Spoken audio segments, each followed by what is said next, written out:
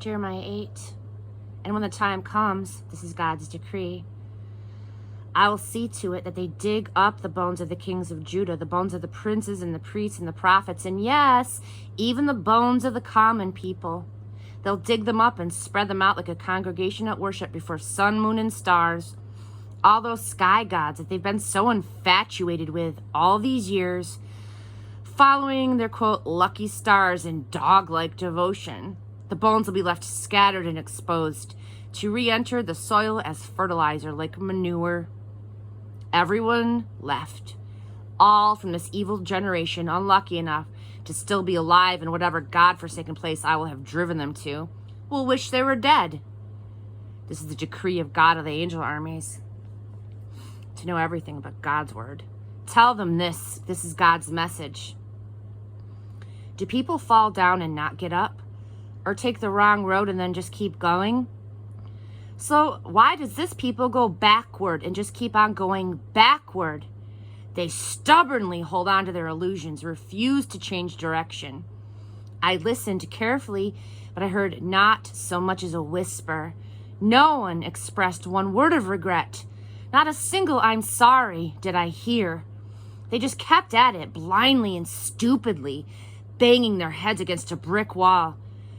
Cranes know when it's time to move south for winter, and robins, warblers, and bluebirds know when it's time to come back again. But my people know nothing, not the first thing of God and his rule. How can you say, we know the score, we're the proud owners of God's revelation? Look where it's gotten you, stuck in illusion. Your religion experts have taken you for a ride. Your know-it-alls will be unmasked, caught, and shown up for what they are. Look at them. They know everything but God's word. Do you call that, quote, knowing? So here's what will happen to the know-it-alls. I'll make them wifeless and homeless. Everyone's after the dishonest dollar.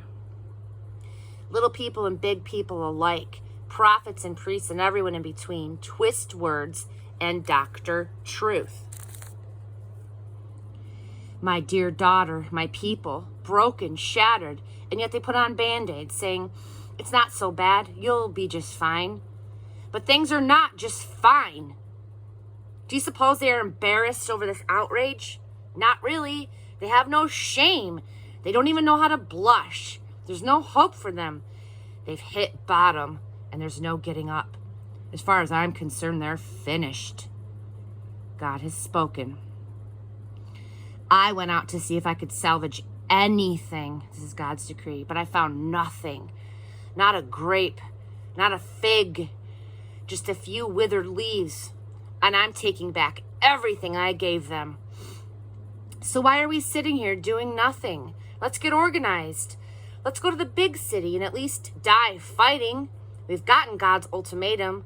We're damned if we do and damned if we don't. Damned because of our sin against him. We hoped things would turn out for the best, but it didn't happen that way. We were waiting around for healing, and terror showed up. From Dan at the northern borders, we hear the hooves of horses, horses galloping, horses neighing. The ground shudders and quakes. They're about to swallow up the whole country. Towns and people alike, fodder for war. What's more, I'm dispatching poisonous snakes among you. Snakes that cannot be charmed. Snakes that will bite and kill you. This is God's decree. Advancing from one evil to the next. I drown in grief. I'm heartsick. Oh, listen, please listen. It's the cry of my dear people reverberating through the country. Is God no longer in Zion? Has the king gone away? Can you tell me why they flaunt their plaything gods, their silly, imported no gods before me?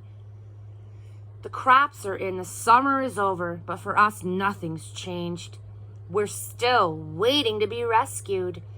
For my dear broken people, I'm heartbroken. I weep, seized by grief. Are there no healing ointments in Gilead?